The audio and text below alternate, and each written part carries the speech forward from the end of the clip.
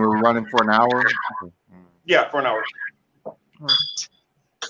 Hello, this is what I've been doing. This is Young Black Leaders Forum. Today, I have back with us the group. I'm so glad to have her back with us. We've had some kind of communication problems, and I've had a lot of issues on my end, not getting the link out properly. So I take most of the blame. So you guys can yell at me in the comment section if you have issues. And I am sorry. And we have Brandon back with us again. Definitely a pleasure whenever we have Brandon on the show. I kind of didn't give the guys enough time, or sorry, panelists, enough time to be able to get themselves together behind the scenes like we normally do because of the way I set my time crunch to make myself hurry up. But of course, we just had the Democratic Convention. And so that's going to be one of the issues that, of course, we're definitely going to have to talk about. Of course, my co-hosts, they have different stories that have been going on that have caught their attention, and so we're going to dive into those different issues and things that they've been observing throughout the media and throughout politics. So without further ado, Farouk, I will let you start it off. Yeah, well, we were talking before this started. We were talking about Breonna Taylor and how we're not really seeing the same amount of, I guess, advocacy and people aren't really talking about her anymore. Not anymore. People are still talking about her, but it feels like it's slowly dying down, and it just feels like another. Like whenever a Black person is murdered by the police, it just feels like a cyclical thing. People are angry for a few months, like maybe even a year, and then something happens that isn't enough, and it quiets down, and it kind of feels like what happened with Trayvon Martin. It feels like what happened with Michael Brown. It's frustrating to see because although we saw something with George Floyd, you know, definitely because of Keith Ellison, because he's the Attorney General in Minnesota. But like in both situations, like both people deserve justice, and it just feels like one person is it feels like she may never get it. And I'm not saying that's not going to happen, but like, what do we expect from, the Attorney General of Kentucky, who has done very little to make us feel better as citizens? And yeah, I mean, how am I, like, as a Black woman, I'm very disturbed, and just that as a citizen, it just feels like another injustice that we have to deal with. How long does the largest civil rights protest in American history need to go in order for people in authority to respond to it? I mean, that's like, it's not like there's some bar of inactivity that we as citizens are not Yeah. Like, it's not like there's apathy on this issue. And how long should somebody be expected to march and protest? It's been like 90 days. Like, in the history of the world, like, what's the scale? Of course, you know people are still protesting. People are still protesting, but right. It's just like, it feels like, in terms of like what's going on in the media, it feels like things are quiet. And I think it just feels like the capitalist class, they know that all they have to do is wait things out. That's and they have the resources to do that. And I think that also feeds into like the two-party dilemma that we have in this country. Like, connecting it to the DNC, like they have chosen a man that wrote the 1994 crime bill, oversaw this over-militarization of police forces in this country. Like, I don't understand the people who are like anyone but Trump. Like, I really don't understand. I don't understand how we as Black people can continue to back this party who sees us, who see us as bodies as like votes. That's it. When they don't actually do anything that actually supports us as a community. Mm-hmm. I was wondering, you ever heard of the Kansas City Shuffle? Kansas City Shuffle? No. Well, is it a dance, and will you no, do it's it? not a dance. Okay, whatever. No, see, it's basically an old it's basically an old mob trick. It's a way that they would hustle, and it's kind of basically another word for saying bait and switch. And so that little shuffle, they shuffle one image in front of you, making you think it's one thing the whole time, while you don't focus on something else, which is actually going on, the real theft. And that's how I look at kind of what's going on. We have a Kansas City Shuffle. You know, everybody is focusing on Trump, the bad man, the bad man, the bad man. And Trump is bad in a lot of ways. And Trump is very reckless, he's stupid. But another thing I see about Trump is he's almost like his own blooper reel, because he screws up on so much stuff that he doesn't get a lot of his own agenda passed because of his own stupidity. He has so many people who are willing to help kind of push it along, but he's the problem in not even getting his own agenda passed. And then you have them focusing on Trump, Trump, Trump, Trump, Trump. And what's going to happen is day one after Trump's out, then they're in there. Then you're worrying about, oh, well, wait a minute. Are they going to cut my Social Security now? Oh, wait a minute. What about this? What about that? And so you focus so much on Trump's racism and him stoking fears and all these esoteric things, which I don't feel you can really put a hand on. Because if you focus on what he's actually done legislatively, he really hasn't been much different than most Democrats. Yeah. I mean, not Democrats. I mean, most Republican presidents. Sorry. I know what you meant. Yeah. I mean, one of my things that I've frequently said, and I'm going to throw this ball back to y'all, one of the reasons why there's so much hysteria around Trump is that he talks about white people the way that every single American president talks about us. And people hear themselves being discussed in those really stark and dehumanizing terms, and they think this is not how I should be treated. Like, I'm a citizen, I'm a human being. Being taught as like you're a fucking enemy on your own soil or whatever. But that when the subject is Black people, that's considered like moderate, reasonable language. Like, that's considered like an educated, intelligent way to deal with an issue. And we came off the back of the DNC where the political party that's going to be in charge, likely, not guaranteed, the Democrats went through 3 days and promised people fucking nothing. Like, promised them literally nothing. Promised them like morals and smiles and pats on the back and no policy to go with it. There was not like a day where they talked about the climate or talked about healthcare or talked about racial injustice in any terms besides like soaring platitudes about morality. Like, I'll be kind, I'll listen. And somebody can kindly listen and cut your Social Security. And we're going to be coming in.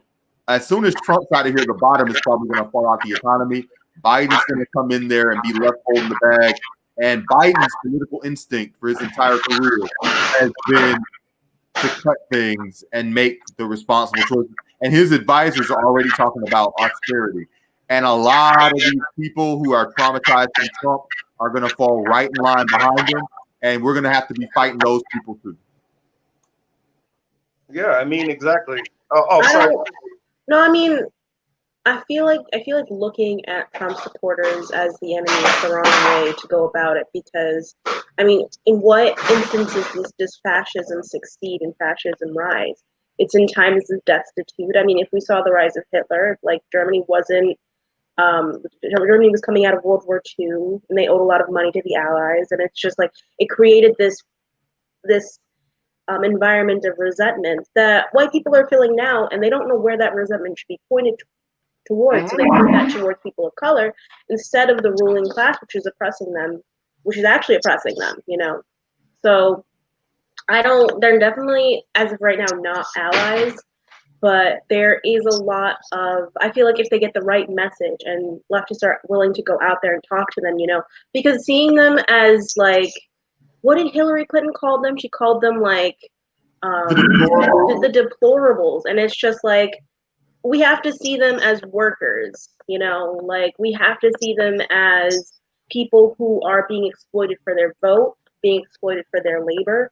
And a lot of them, like, I think one of the polls showed that in terms of uneducated white people, Biden is winning that vote by a landslide. We can't blame them for their ignorance. We are all ignorant in our own ways, but a lot of us are educated in certain ways that helps us see the world a little bit differently and maybe a little bit more accurately.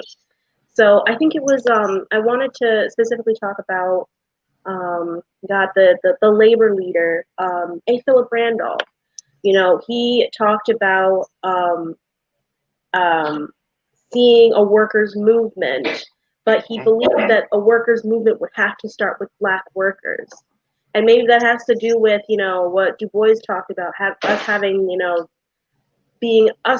to live in an unveiled world, having to see the world the way it is, and having to see discrimination in a certain way because of our Blackness, and seeing oppression in a certain way because of our Blackness. We may have to be the leaders of this workers' movement, because when white activists out here, white Marxists are coming out and saying, we need a workers' movement, people will say, oh, that's class reductionist. It's not class reductionist. Race is a tool used by the capitalist class to divide and conquer. Yeah, exactly. Oh, no, go ahead, Brandon. So there's a very interesting historical discussion between A. Philip Randolph and Marcus Garvey, and we could do a whole episode talking about what they both saw as positive possibilities. And I think both of them had excellent points. I look at some of these statistics. I saw from CBS News, they took a poll and they asked people, in the Republicans, the Democrats, and Independents, and they asked them about the number of deaths from the coronavirus. Acceptable or not acceptable? 57% of Republicans said acceptable. When I look at that statistic, it is difficult for me on a personal level to say I can be in a coalition with those people. If I show somebody like a footage of like somebody getting like their neck like knelt on by a cop and they like gleefully glare at each other as this person is like executed by the state without a trial for no reason over like $20, whatever the fuck. And if somebody looks at that and is like, yes, this is sound law enforcement, this is okay, there is a level of dehumanization that's going on in that person's mind that I don't know whether I can like organize with that person. I don't know whether I can like coalition with that. Like, I don't know whether we share values, basically. I don't think that that's everybody, but I'm just looking at a poll that's like half of the Republicans, which is like 20% of people, right? Like roughly. I don't know how basically our project succeeds without those people being politically marginalized. And because they have an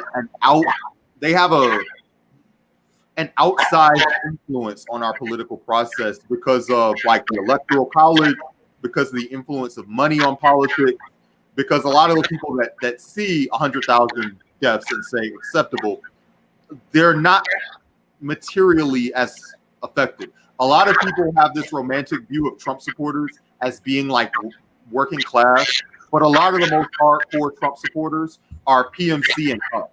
Like they are people who already got theirs, and their politics are about like screwing over the rest of us. So I think that we should reach out where we can, but like I think the gap between Republican America and the rest of the coalition, I feel like they have to do a lot more work than we do, because the work that we got to do to make those people comfortable is basically going to be extremely alienating to. You got to remember there's also a Black working class that thinks about oppression in racial terms and maybe doesn't have like class analysis altogether. But we can introduce those people to class analysis a lot more easily than maybe we can introduce like a Trump supporter that's like, yeah, let it burn. Although they have a analysis of their own that they have in common, like they understand class analysis to a certain extent. But I think it's easier to bring unengaged people into the project than it is to bring like that group of people into the project. Is basically what I'm saying. Hey, Emmanuel, what's going on? Hey, what's up, Brandon? How's it going? What's up, Peru? How's it going? How you doing? Yeah, I guess I'll bring you in on or sorry, I guess Brandon, did you want to I guess fill the manual in on kind of what we were going in overall, what we're talking about?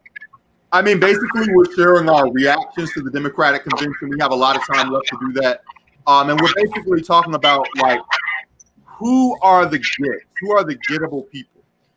We right now we have a paucity of political power. Like we have some political power, but we don't have what we need. Who are we looking to engage? There are a lot of people who are already engaged with the political process that are older and maybe more conservative. What are the groups that we need to bring into are they like middle class white people? Are they disassociated lower middle class, like lower class white people? Are they unengaged black people? Are they like older women?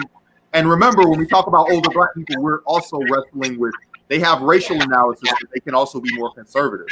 So who are we trying to reach in the years ahead? And what do we need to do to reach them?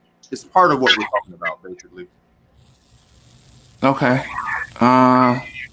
That's a big ass question, but it is like, where do we need to grow the movement? Is kind of what we're talking about. And Brandon, Gotcha. you brought up an important statistic. I wanted to just like bring it up. Like 50 something percent of Republicans. 57% of Republicans believe that the coronavirus death toll was acceptable, has been acceptable. Yeah. It's 33% of independents, which is a third, and 10% of Democrats. And by the way, when we talk about how liberals are the problem, like they are, but their number is like, and part of that is propagandization or whatever. But 10% versus 57% is a lot. Okay. So how do we deal with these people? Basically, is where we're at. That's a great reaction, man. Like you come in, you wake up, you smoke, you try to live your life, and it's like 57% of Republicans think this shit is okay. How do you deal with that, man? I don't know. Yeah, man, you look like you walked into a room and you got punched by like 5 people at the same time. But really, no. Wait, I'm gonna tell you. I just woke up. I didn't get a lot of sleep last night, so quite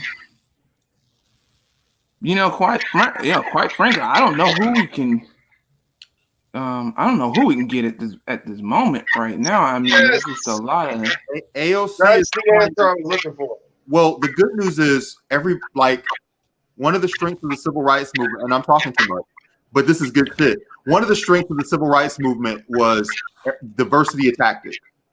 One of the things that helped in the 60s was we had people trying different things. And so the larger left, and I don't necessarily mean like black liberation left, although like we're part of it, but just the left as a whole, people are trying different things. There's a diversity of tactics. So you have people that are trying to like win over the MAGA scumbags. You have people who are trying to win over the Karens. You have people who are trying to reach through the older black conservatives. And so hopefully something works.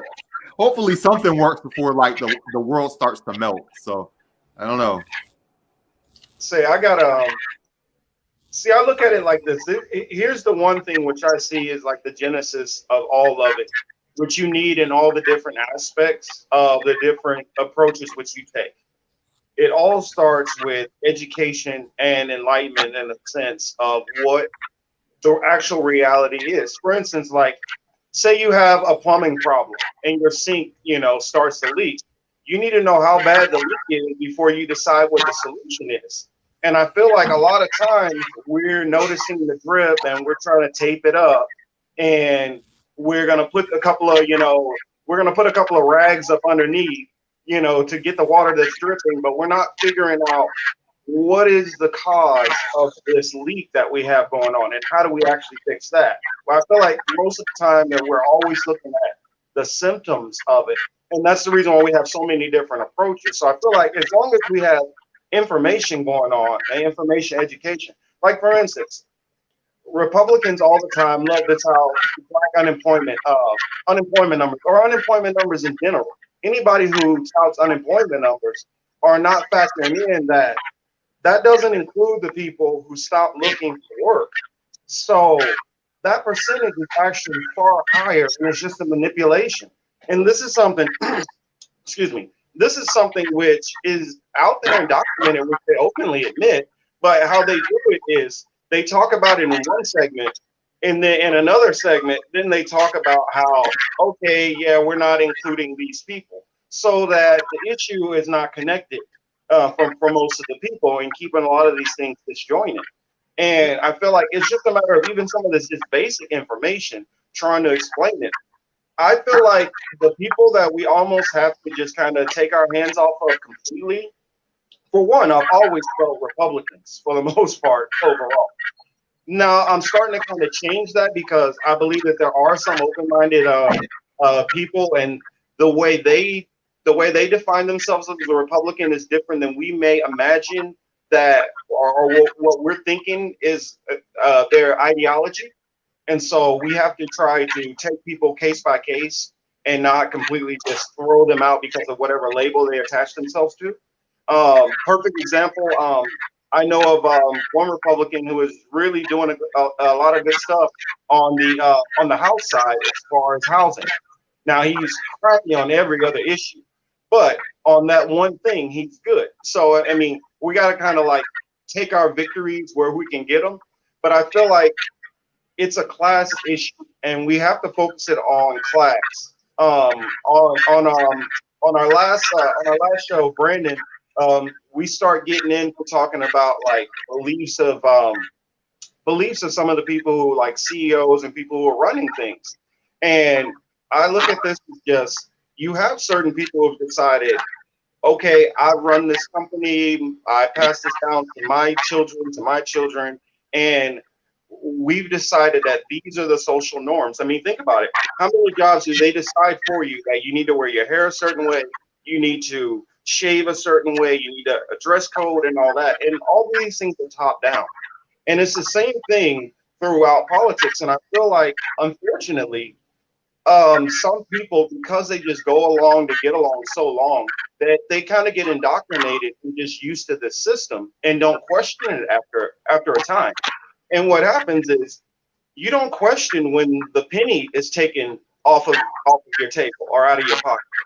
You don't notice it until it's $10, $20. And what I argue is a lot of our population over the past couple of decades is kind of just had those pennies just slowly picked out of their pockets.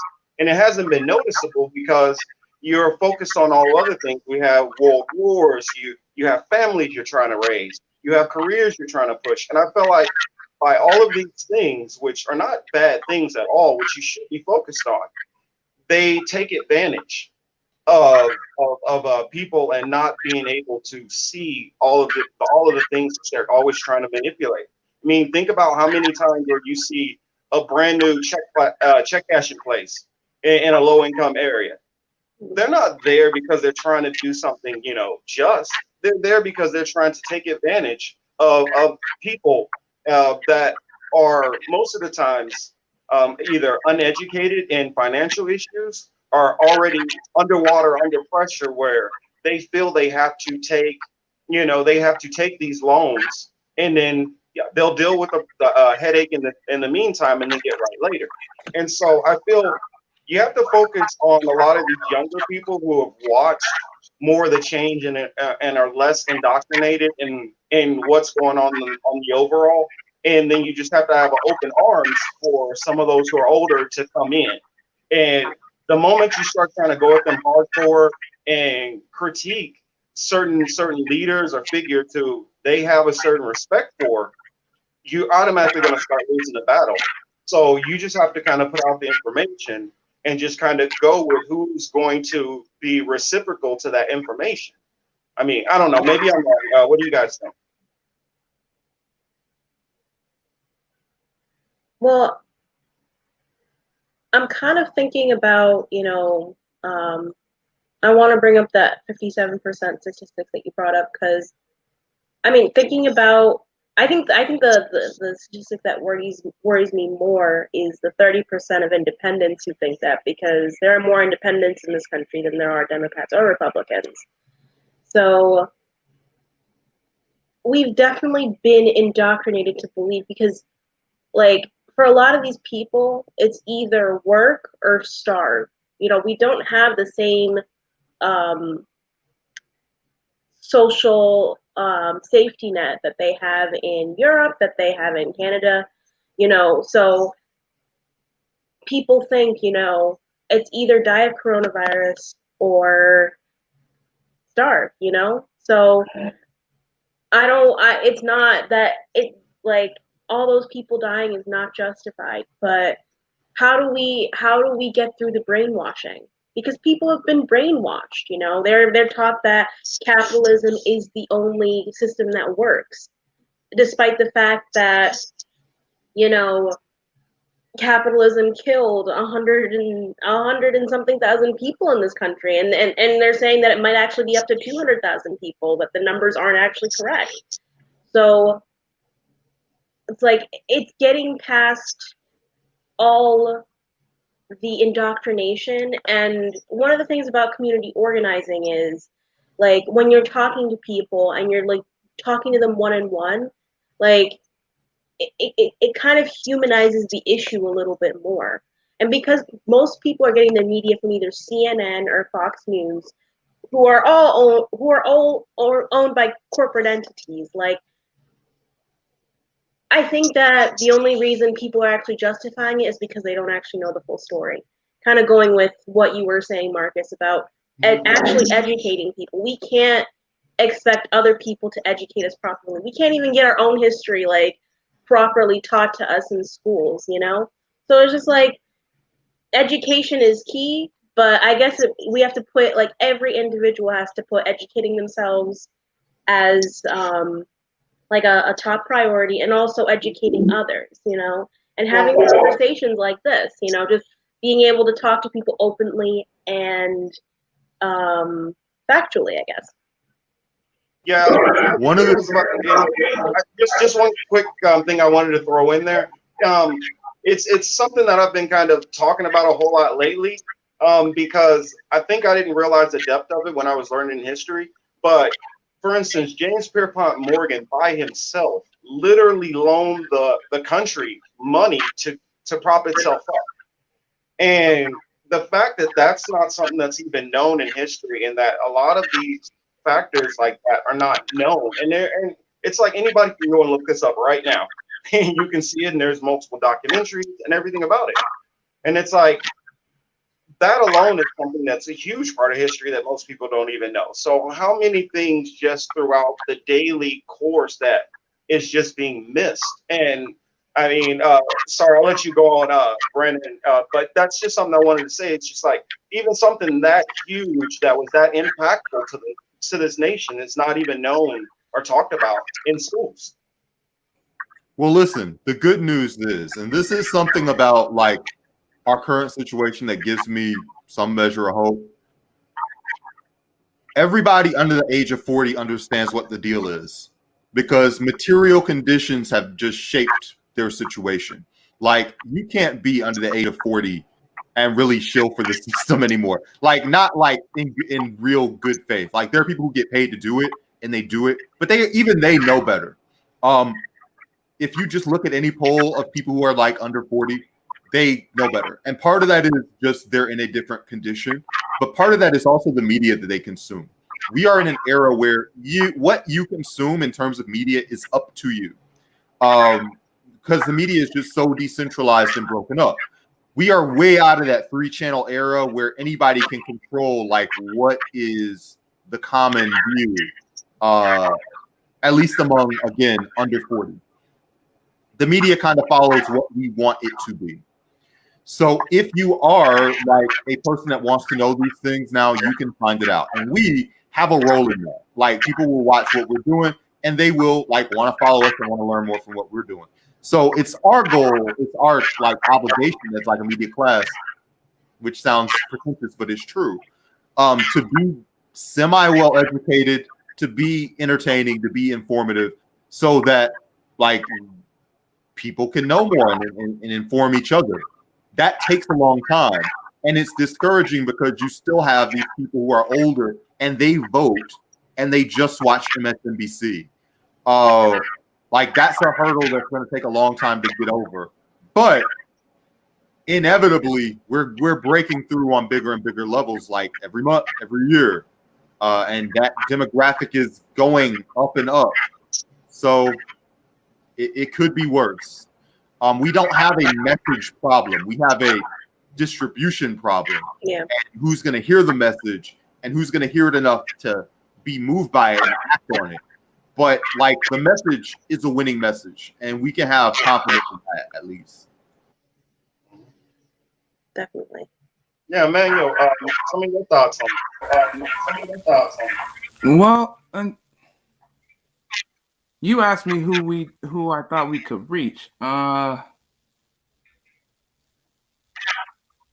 You know, shoot, I honestly don't. You know what? I honestly don't know. If I got to be completely honest with you, some days I flat out have no idea, and then some days, you know, some days people will catch stuff like Biden's speech, like it sounds his 2020 speech sounds like what he said in 2008, like almost exactly word for word. I'm like, and even then, I was, I was back there, and it kind of freaked me out how it almost sounded exactly the same. I was like, someone who could put in that level of depth and that level of knowledge about like catching stuff like that. That literally he was saying that Biden was saying the exact same thing. I'm just like, people get a choice in how they understand and how they learn things. And he's right. That gap between the people who want to learn for themselves and the people who are like, you know, who are like dogmatic in what they believe and go out and vote, that gap is still pretty much wide. So that it's the knowledge gap that I think we'd have to Well, do we have to go back to Facebook? We have to close. We got to mob up and go back to Facebook to find. I'll say, hey, be careful about Facebook. My mom is watching. You guys be careful. All right, I heard some things about Facebook now, but I wanted to I guess push back on something that you were saying, Brandon, about the media being decentralized. It is decentralized, but you do have to remember that a handful of people still own a lot of the ways that those different media is distributed.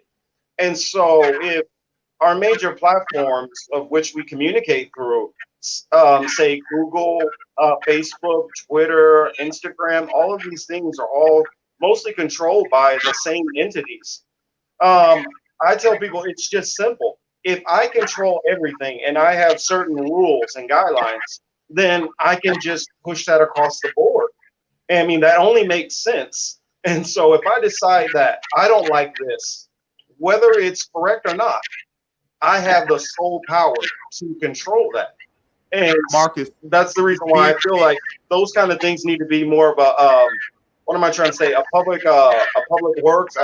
You know what I'm trying to say. But yeah, it shouldn't be in the control of private hands, since majority of the world uses it as their form of communication. So it's in a sense silencing. So I understand some of the right wing arguments sometimes when they talk about First Amendment, you know, being stricken by some of these private companies. Yes, when you're a private company, you have the right to control that to a degree, but when you have that much power and influence, at a certain point, you start to creep past just being a normal private entity. Well, let me immediately rebut you. You are a person that knows what's going on. Do you have a mailing list? Yeah. How many people are on it? Well, it depends on which one. This media entity, this thing that you do right here on this show, where do you tell people about it via email?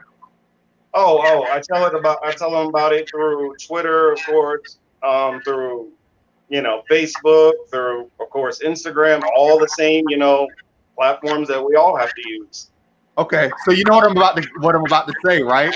So our distribution method is based on these very large corporations that can turn the nozzle on or off, and everybody here knows for a fact that they've had moments where they will have followers on Twitter that like mysteriously disappear, or they'll be tweeting and their account gets banned.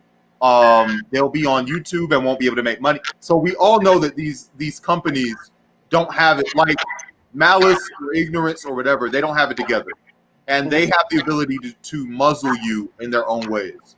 So also as creators, it's important that we, number one, we do stuff like this so that we are like cross-pollinating our followers. And that's something that the right wing has done amazingly over the last 10 years, because they do not have like a culture of like, I don't want to distract from the conversation, but they don't really have cancel culture.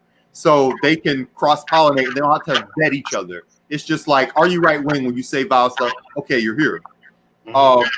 But they've done a great job of like making sure that their followers know each other. The other thing is that they do a great job of that the left does not do as well. They make sure that they direct market to their customers. One of the reasons why the NRA has been so effective over the years, because they have your home address. So they will make a postcard and they will put it in the mail and they will send it to you. And if you like go on Twitter and you search for NRA postcards, they're wilding, man. They say the craziest things. But they are able to communicate with you over a long period of time, and Facebook can't take it from them, and Yahoo can't take it, and Twitter can't take it, because it is direct communication with the audience. So one of the things we've got to work on building, if we are truly saying we've got to get out of corporate control, is one, cross-pollination, two, direct contact. In other words, we need to have their phone numbers, their email addresses, and their home addresses. And number three, and maybe this is most important, because what we do is just talking, but like the most important thing we can do is local community organizing, because that is 20 people that physically know you. So you have ability to contact and talk to them about your concerns. And also, like, if you're in a power position, those people that know you can like hold you accountable by just like pulling up on you if you're doing something wild. So we have the means to counter that, and it's the same means that the right wing have used for 20 to 30 years to get institutional power. Literally all we have to do is look at what they're doing and follow it. That's one thing which I always talk about. Something I wanted to bring up a topic real quick. It's something that we were kind of talking about on my other show, The Political Matrix. And I wanted to bring this up because I got our new co-host. He's in the chat right now, Chris Lawson, and what you were talking about goes into what I think all of us need to start doing. I used to bring up the example that because right wingers would critique Obama in mostly a negative racist way, I would completely throw the critique away because of who it was and who it was coming from, instead of trying to vet through the whole thing and see if there's truths in there. And I try to get myself out of that mindset and say, you know what? I'm not going to just say, you know what? This comes from a crazy right winger. This comes from this person. This comes from that person. Automatically just ignore them.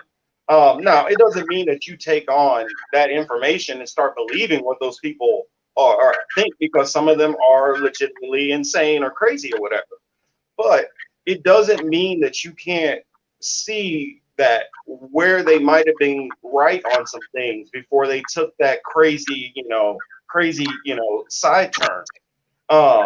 And it's something that we're going to talk about. I'll get more into it on that platform. But this is something which has been demonized by everybody across the board, and it's been mostly put as some kind of right wing hit job thing. And what is if you actually watch it, it cites sources from every side of the spectrum. It cites documents. I mean, the amount of documentation which they cite in this thing, which can be researched, is mind-boggling to me. And I realized why people don't even want you to touch it. Because Marcus, what are if we some talking of about? it's true, then it's going Big to mind. cause, problems. And so I won't go into what it is, Brandon. I'll tell you later. I won't go into it on here, but I was resistant to watching it. I resisted watching it for months. And then I finally did watch this video, and it connected with certain research that I did in a lot of other areas. And so I just hope all of us will be more open-minded on different viewpoints and issues. Oh, something that I did want to talk about to switch subjects.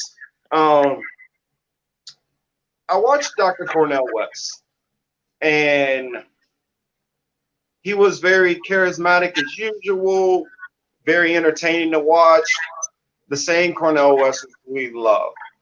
But I'm starting to have an issue. And I had this issue with Bernie. I've had this issue with different other people, Noam Chomsky. I've had this issue with different people who I respect on the left. And it bothers me more so even from Black thought leaders. We have to just focus on Trump. And we can wait till after the election, and then we can focus on Biden and Kamala Harris and holding their feet to the fire. And to me, it's disappointing. I mean, I'd rather the doctor just kind of sit back and say, hey, I'm not telling you guys what to do. I feel the need that I have to vote here, but I would like to see some of this fight. And it almost seems like a lot of our old lions almost look like literal old lions. Like they're just that lion that's sleeping in the cage at the zoo right now. And I'm wondering where the roar went. Well, I'll give my take, and this may not be a take that you agree with, but it is my opinion. Lions, the lions don't do the day-to-day hunting. Like the day-to-day hunting, the lionesses go out into the pack, they go into the field, and they do like the actual scrapping. You really call the lion when there's another lion like this in there and they're making a mess. Then the lion's job, you gotta get your ass up, go to work. Basically, I do not need Bernie to state the obvious. I don't need Cornel West to state the obvious. They are in a certain room and they want to keep their invitation to that room. And I don't consider that a betrayal. I consider that you are playing a certain role in the movement. And that's not the role that we really need right now. That's not the role that's really going to wake people up. But that role may be useful at a later time. So Bernie, like, doing the whole, we've got to elect Joe Biden is so important. You can roll your eyes on it, whatever. But there's a process of radicalization, right? And we got to make sure that the message hits people everywhere that they are on the spectrum. So if there are people who aren't ready to hear about like the problems inside the Democratic Party, but maybe they'll listen to Bernie, that's fine. And if there's people that like maybe don't want to hear these problems, but they'll listen to Cornel, that's fine too. Basically, what we need to do, we can do without Bernie or AOC or Cornel West. As long as Bernie is not doing this near attendance stuff and attacking the people to his left and attacking the people that are pointing, as long as Bernie is maintaining non-aggression with the rest of us, I can maintain non-aggression with Bernie. If he starts like tweeting at people, oh, you don't understand how vital this is, your white privilege is shown, then we gotta go in on him. But as long as he is pointing out these moral problems, I don't mind that he's not going as hard in the paint as we would like him to. It's fine. I don't care. Because our work continues unabated. Like we don't need Cornel West, really. You know what I mean? Like that's my feeling. I mean, we don't need him, but it's disheartening to see, leaders, people who are supposed to be leading us, on the left. I think that's the person that got me the most disheartened was Angela Davis. The person who wrote "Are Prisons Obsolete?" And then you're gonna go and she didn't support him, but she talked about kind of the need to vote for him. The guy who is essentially not completely responsible, but very responsible for seeing people like us in prison. Yeah. And you guys know Ava DuVernay? I don't remember. Yeah, Ava DuVernay, yeah. Like, I didn't even notice before, but she didn't talk about how Joe Biden was involved in the Ava DuVernay, whoever needs to mute. But Ava DuVernay's always been a liberal. Like, she's not like Emmanuel. But she's not like she's not for the cause, like on a real level. So I don't really hold her up to that standard anyway. But in terms of like, is there a class element? Are there incomes based on them sticking to a role? A little, but like, here's the thing though. Everybody who's on the left, all of us could make more money doing something else.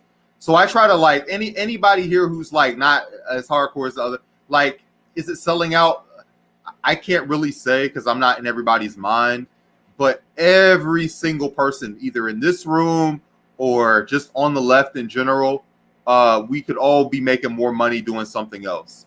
One of the things we have to do, I think, in order for us to be effective as a movement, we have to try to assume good faith, especially when somebody has taken on risk for us in the past. So Bernie Sanders has taken on a lot of political risk in order to do what he did. So I give Bernie Sanders a certain amount of grace. I'm like, go over there, do your thing. As long as you're not getting in the way of me doing my thing, you can go do your thing. But it is like for Angela Davis, we have like a generation, and Marcus, I think this was what you were like really getting at. We have a generation of like much older activists who like the sun is setting on their time. Like, I don't even say that in a mean way, just like we're all humans. We all have like the rise and the peak and the fall, and they're like on their way out. So I think that because of that, they're more eager to take what they can get, because I think they are looking at like the destruction of the world order in their lifetimes, and they may or may not see what happens on the other end, right? Like all of us, for good or for bad, like unless we are physically killed, we are all going to naturally live to kind of see what happens with the climate, and we're going to see what those political decisions are. And we will all be a little bit older. We will not be like Markey, Bernie, Angela age, but we will be like in our 50s or whatever, and this is going to come to a head. So we are going to, but they will not be here.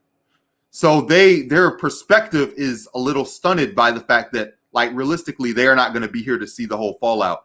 So for them, their legacy might literally just be Trump not taking us all the way to where they envision Trump taking us. So I kind of also think about that in terms of like how I judge Angela Davis or whatever, because like the sun is setting on that entire wing of the movement. And unfortunately, there's a huge gap between the Bernie Sanders, Angela Davis, Noam Chomsky, and the younger people that are coming up, because we've lost literally like Reagan to now like 30 years to neoliberalism. So we have this huge age gap in the movement where it's like extremely young people who are standing for extremely old people.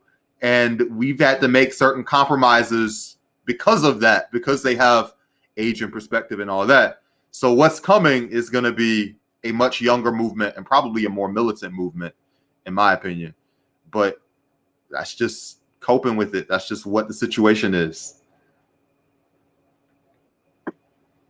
I mean, in terms of like age, I don't think it's age, because I feel like for me, I recently graduated college. I'm technically working class. I'm poor.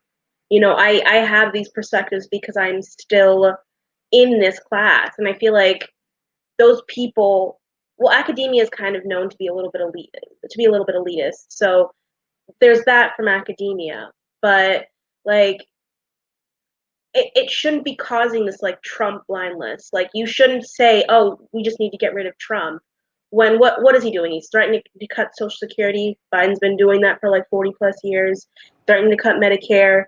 Same issue. It's just like, Is it because he's just not polished? Is it because like his racism is a little bit more blatant? Is that what bothers you? I don't think they're opposed to Trump for like those liberal like reasons. I think they're opposed because they're worried about Trump not giving, like, what is "don't give a fuck" Trump look like? And is that going to be worse than what we have now? And what will that mean for us long term? But what does a give a fuck Biden look like? I mean, we can look at Obama and look at like the hundreds of thousands of like brown people that were affected and killed by drones. Like, the only reason why the post office wasn't an issue under the Obama administration was because when Obama was trying to appoint people that wanted to cut services, Bernie Sanders was out here and saying you can't do that, you know? And it's just like,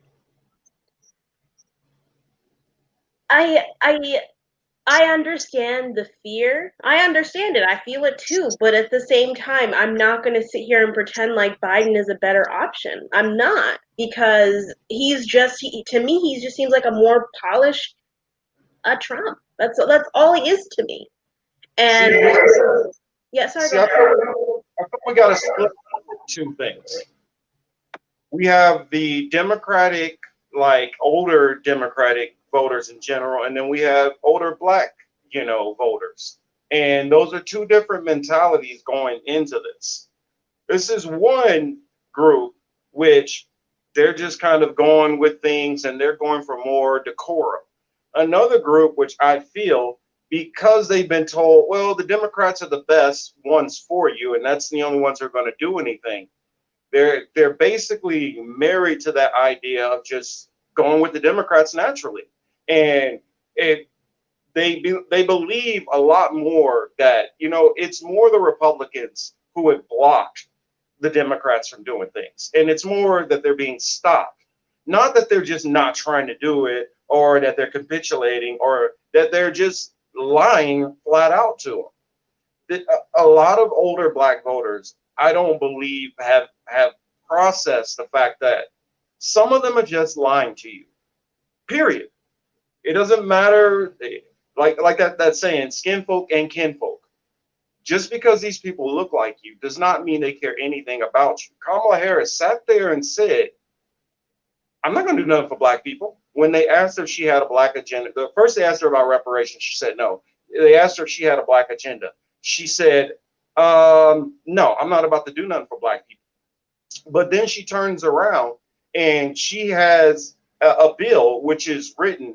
It's one of the H1N1 visa programs. Now, people might not know what that is because it's just hearing some numbers thrown together. But what that is it helps college educated immigrants come into the United States for certain mid-level to some lower level white collar jobs. Where do most of these people actually come from, these immigrants? I'm not trying to be racist or anything, but most of these people come from India. Now, Kamala Harris can flat out say, I'm not about to do nothing for Black people. But yet she does have a policy which does help her Indian side. And I'm like, why is that not called out? Why is that not an issue?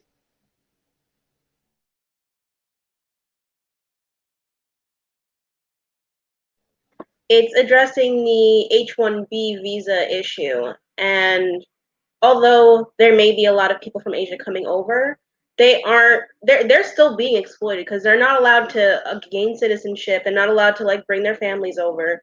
They're brought here to work for less than the people working in their same industry. So it doesn't help. It doesn't even help Indian people. It helps nobody. It just helps the capitalist class again, so I understand like Indians wanting to vote for her. It's identity politics again. We went through it. I mean, don't tell me you weren't excited in 2008 with Obama. Like, I was 14. I didn't know anything about politics back then. I was excited. But it's not because she's helping, because I don't think she is. But yeah.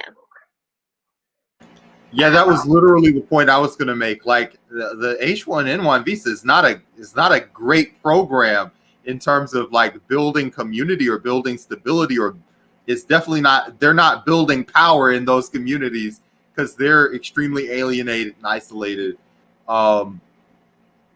It is, I get, like, in this broad sense of it being like a racial program. Well, here's the thing. You could say, like, are the majority of people who are getting those from India? Yes. Are the majority of people who would benefit from, like, Medicare for all Black?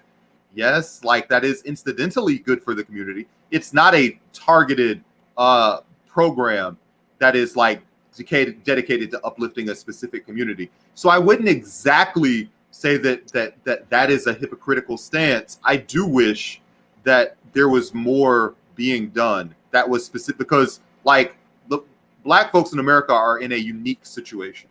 Like, we are getting it uniquely bad, and I wish that the government that uses Black people as props so readily and will tweet Black women will save the world. I wish that there was some sort of compensation that was in line for saving the world, or that was in line for being the base of the Democratic Party.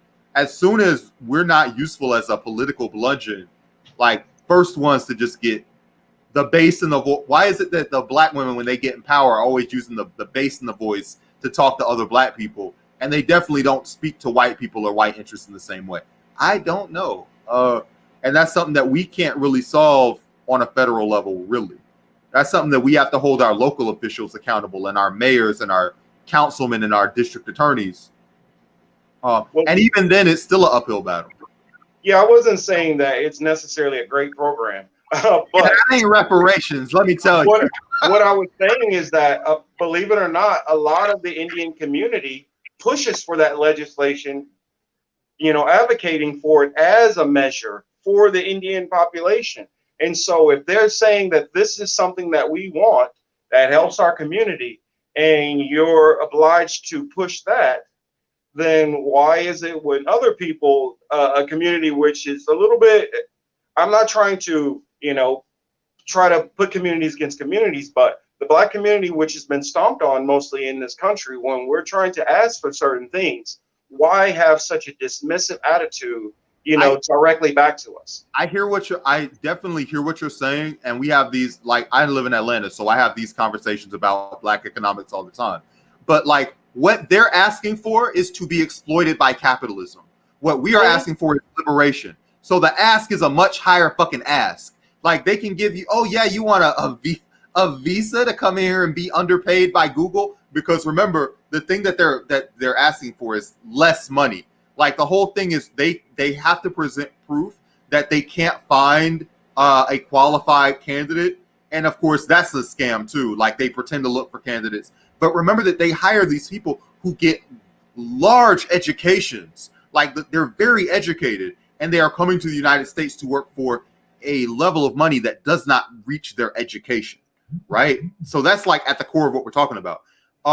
What are the needs of, like, and I have these, and I'm a veteran of these conversations. So we talk about, like, the Latino community. What do they want? They want, the Dream Act, and for people who show up and they've done all this work to get an education, and can they become citizens and work at a job? Yes. Okay. What are the demands of the Black community? Like, we need money. So, like, or somebody else will say, oh, what does the gay community want? They want to, like, get married and have a tax benefit and raise money, raise a family. And that's all just, like, giving the 1% money, right? But our need is, like, a need to form independent economic systems. And our need is a need to bridge the racial wealth gap. Our need is, like, a much higher need. If you need, like, a street to be painted Black Lives Matter Avenue and that's your demand, or if you need, like, more Black people to get hired for bullshit jobs at McDonald's, Donald Trump will give you that and will brag about it. Like, if you just want something, then that's it. But if you want something that's going to improve your material condition, like, we have to organize in a unique way, because we've been marching and protesting, and how much material power are we getting? And that's not with just us. That's with white people marching too. So we got a lot to do.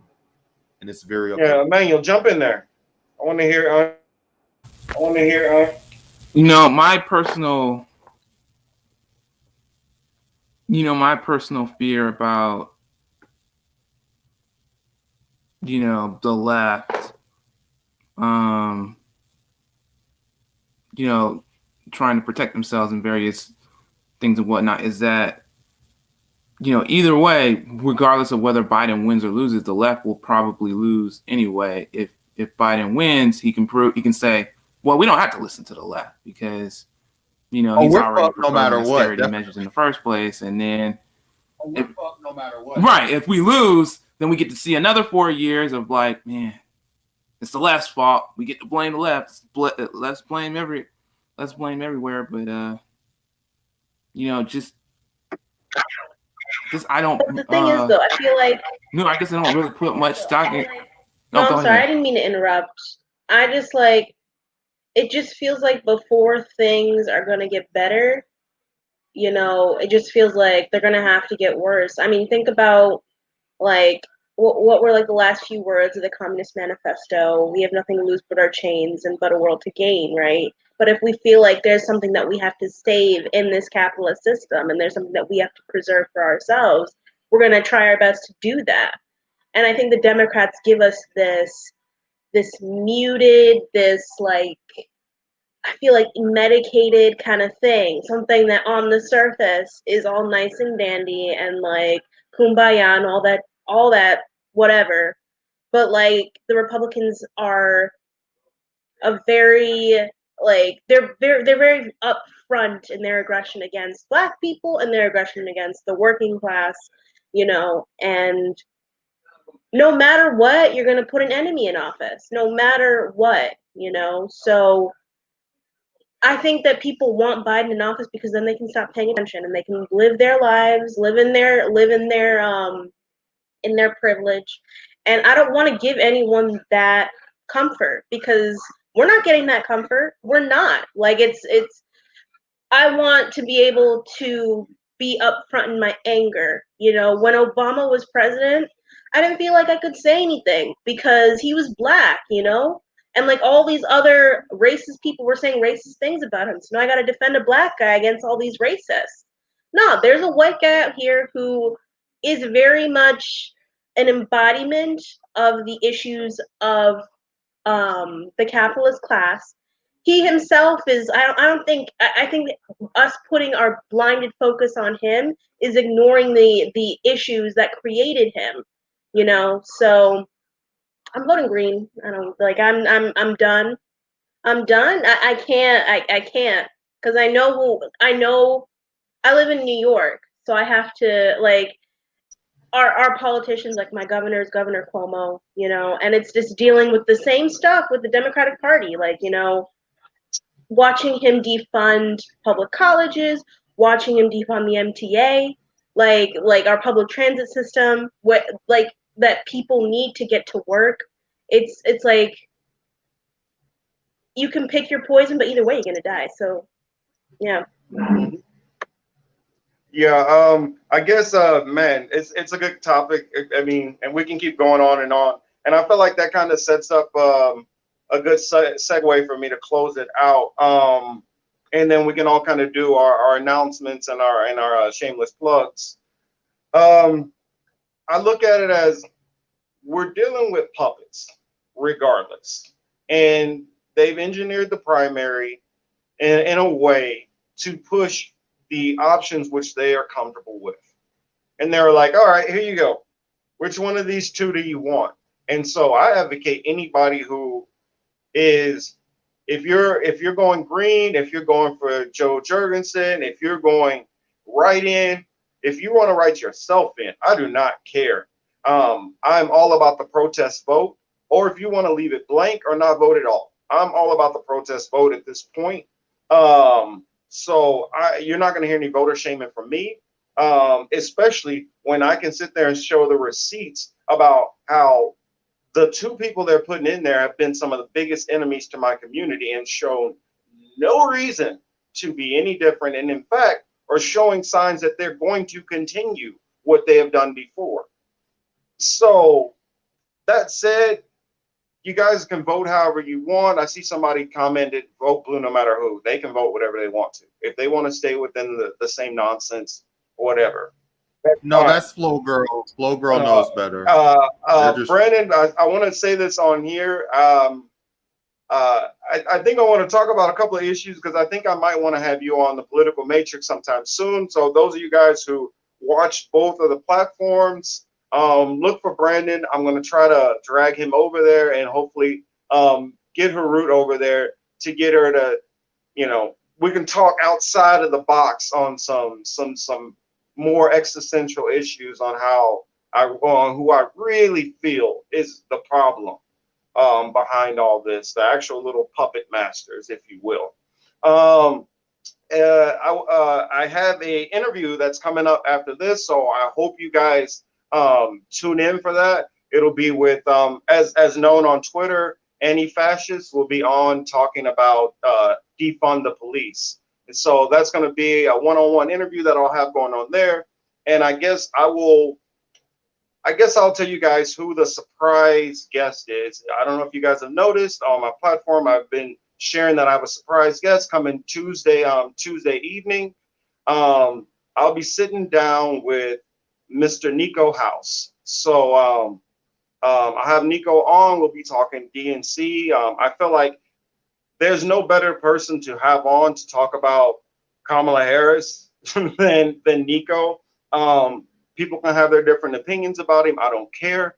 But one thing about Nico that I like is when it's come to a lot of this election integrity stuff, he's been kind of on one of the pioneers in my eyes. So there's a bunch of things which I just kind of want to hear him lay down his thoughts on and just rap with him about. So hopefully you guys enjoy that interview that's coming Tuesday. If you're on the East Coast, that will be 8:30. If you're on the West Coast, that's 5:30, and figure out the times in between. I'm sure you guys are all smart enough. Guys, Harut, what did you wanted to plug anything? What you have going on? What people can look forward to in the meantime before next week? Still muted. Still muted.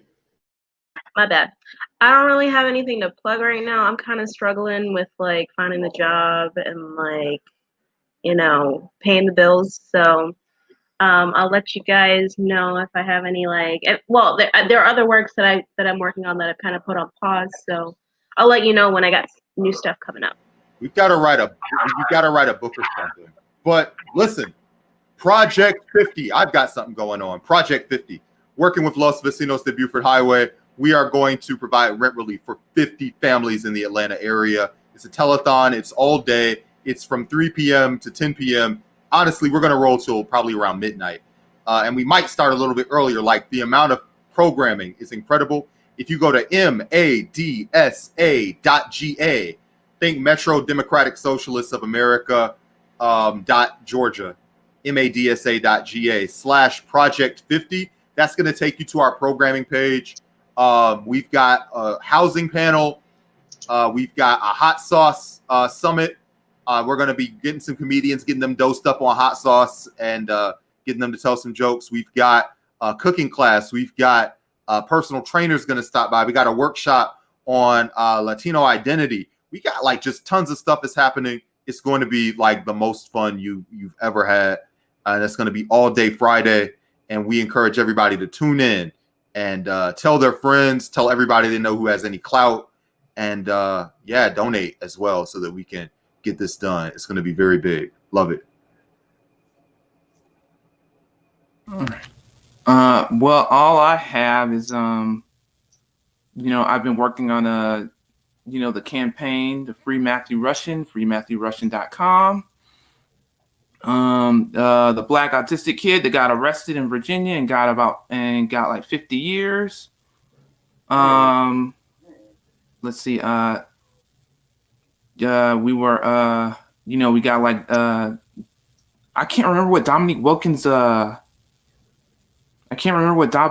organization is or whatever, but he got involved, and that's a big deal. And then there are 2 documentaries coming out, and they're asking for what I've been writing about on like one of them. So that's the only thing I really got to plug right now, because I didn't really want to get involved with it. I wasn't really interested in getting involved, but got a chance to meet the mother and everything. So I'm just glad of the movement that got, getting getting Washington Post to email me about using more of my work. You know, I don't think it's a big deal, but everybody else seems to think so. So if you can, just go to the site, sign the petition, look into it yourself. Any of that, all that's helpful to Matthew and his mother. So Hell yeah. that's all I got. Hell yeah. All right. This has been, you know, another episode. I thank my co-host for joining me. It has been fun, and I really enjoyed the discussion. I can't wait for next week. I'm pretty sure we're going to have a lot of interesting things. With that said, this has been What I've Been Thinking, Young Black Leaders Forum. I believe it's number 8. Be back with us next week, please.